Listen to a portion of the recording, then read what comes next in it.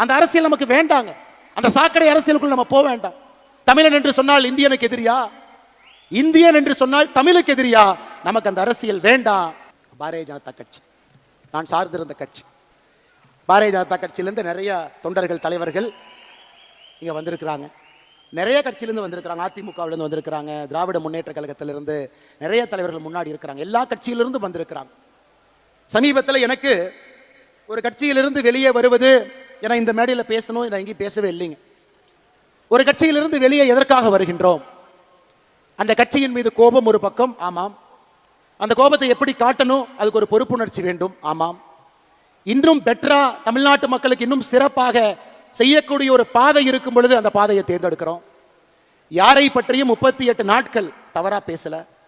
அப்ப சில திமுக நண்பர்களுக்கு சந்தேகம், அப்ப பிஜேபியினுடைய பி டீம் தான் இந்த அண்ணாமலையா?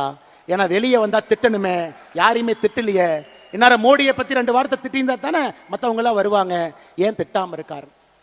ஐயா, அடிப்படையில் உங்களை போல் நானும் எளிய குடும்பத்தை சார்ந்த, விவசாய குடும்பத்தை சார்ந்த நாம் யாருமே வெளியே வரும் பொழுது ஒரு பழிச்சொல்லை சொல்லி வெளியே வரமாட்டோம். ஐயா, இன்னொரு பாதை இருக்கு, இந்த பாதையில போறோம், மக்களுக்கு நல்லது செய்யறோம். இப்ப அடுத்த கேள்வி, அண்ணாமலை நீ தேசியவாதியா? இருமார்புடன் சொல்வேன், நான் ஒரு தேசியவாதி. இந்தியனா தமிழனா? எதுக்கு இதுல பிரச்சனை? இந்தியன் என்பதிலே எப்பொழுதும் ஒரு கர்வம். அந்த இந்தியாவில் தமிழ்நாடு முதன்மை மாநிலமாக வர வேண்டும் என்பதற்காகத்தான் இந்த போராட்டம். இல்ல நீங்க ஃபெட்னால போய் ஒன்று பேசுனீங்களே, ஏதோ இப்படி பேசுனீங்களே, அப்படி பேசுனீங்களே.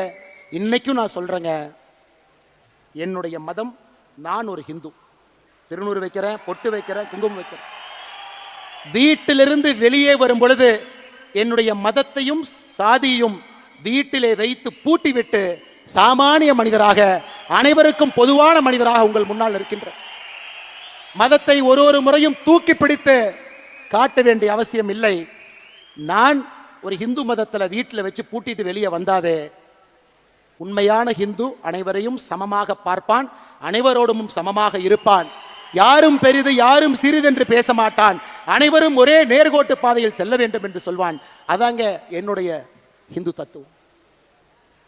இல்ல கரூர்ல இனாம் நிலத்தை கொடுத்துட்டாங்க, 3000க்கு மேற்பட்ட ஏக்கரை கொடுத்துட்டாங்க, அதை நீங்க டிவிக்கு அரசுக்கு சப்போர்ட் பண்ணி அறிக்கை விட்டுருக்கீங்க. அப்ப நீங்க கோயிலுக்கு எதிரானவரா, ஹிந்து விரோதியா?